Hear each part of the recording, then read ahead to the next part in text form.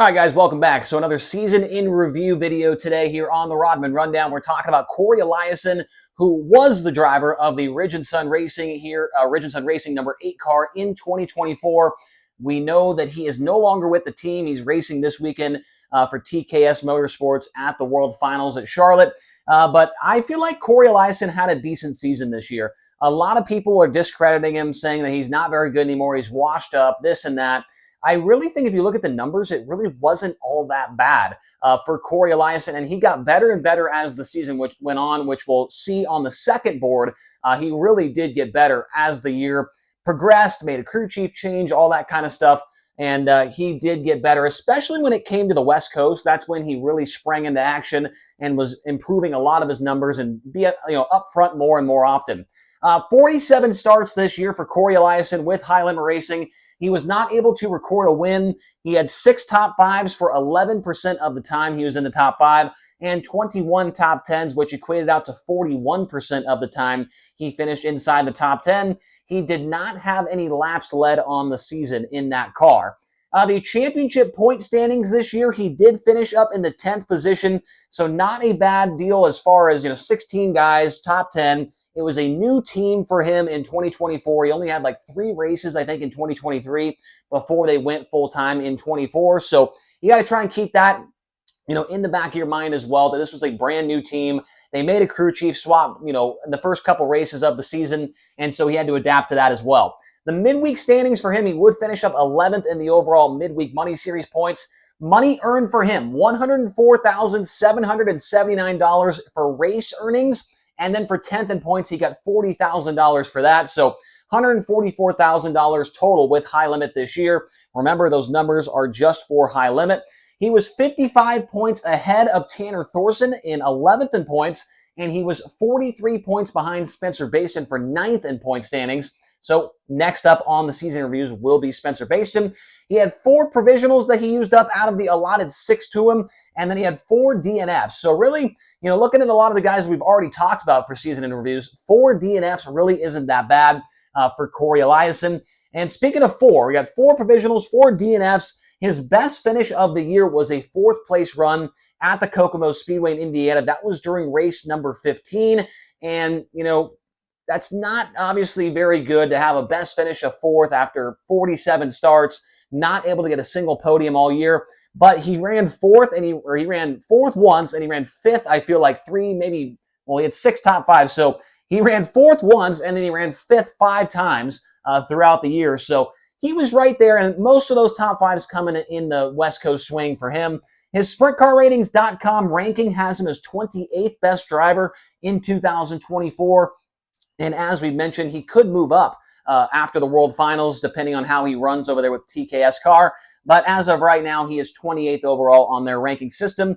My prediction for Cory Eliason at the very beginning of the season, I had him for somewhere to 8th to 9th in points, and I had him for 1 to 3 wins. And so I was barely off on the points, but the wins, I was way off. He didn't even have a podium finish, so 1 to 3 wins, as that's kind of been the trend here. The prediction from the beginning was way, way off on about every single guy so far. So Eliason certainly let me down when it came to the prediction. His best stretch of races came between races 27 and 40, so about a 13-14 race stretch. He did have 9 top 10 finishes in that stretch. So, and as you could tell, that is from the end of the year. That's right there in that West Coast swing. His worst stretch was right before that, races 16 to 26. He only had 1 top 10 finish, and he did not make one of the shows in a, about 10 or 11 race stretch there. Only 1 top 10. So there was definitely some highs, and there were definitely a lot of lows as well for this driver and this team throughout 2024. Now, let's switch boards here and take a look at some of the deeper numbers and how he compared to the rest of the drivers this season with High Limit Racing. All 16 of them, he was able to be right there in the mid-pack of most of these numbers on the board.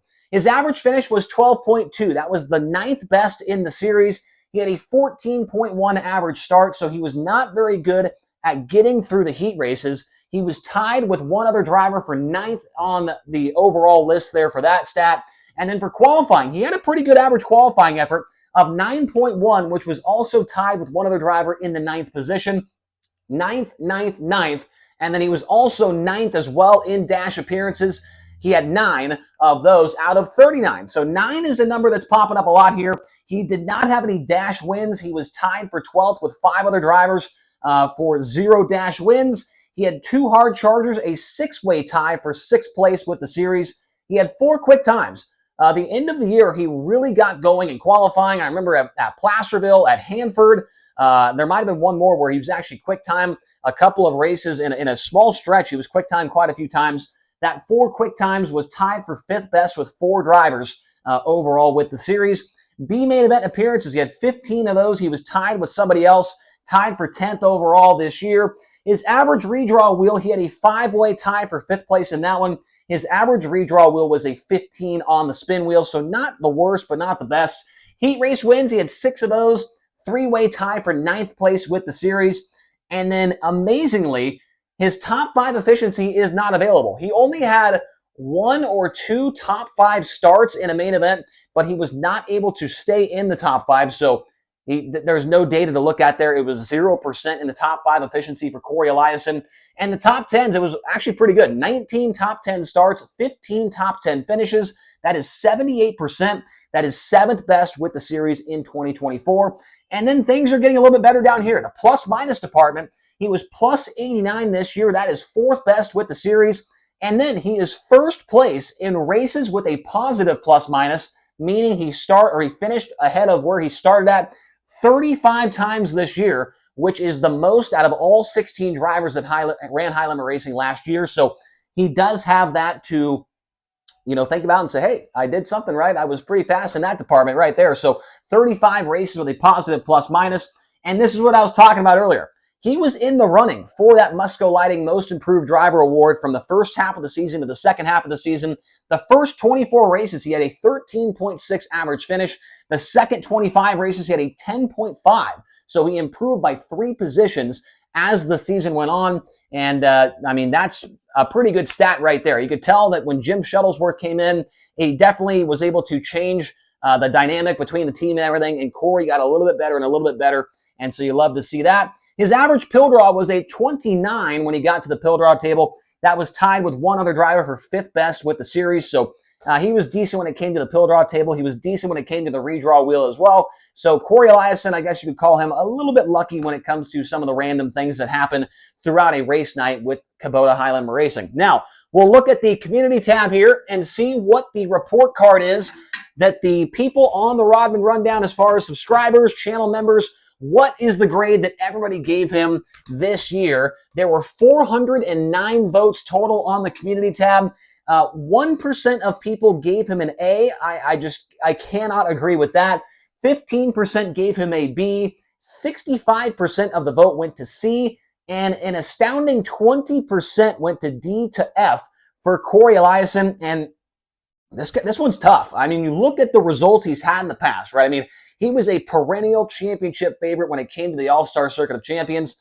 We know that the All-Stars, the competition, not nearly as good as High Limit had. And we've seen him win some big races. We've seen him beat the Outlaws a couple of times, right?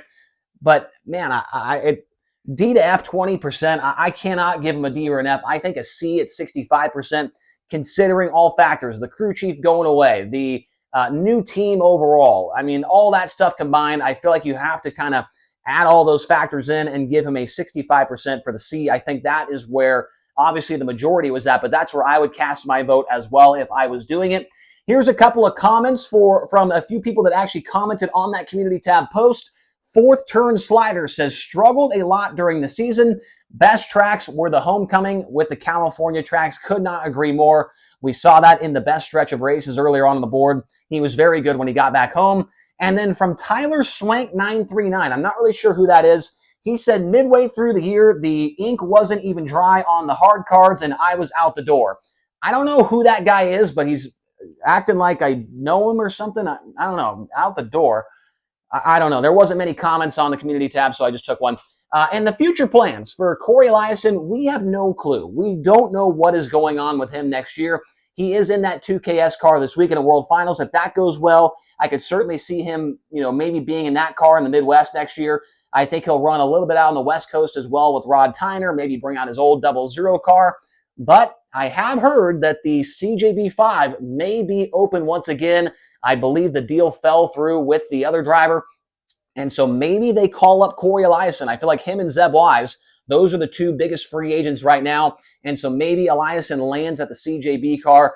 I mean, considering what he has right now, which is basically nothing as far as a ride goes. I mean, he's got the TKS car, but who knows how long that'll last.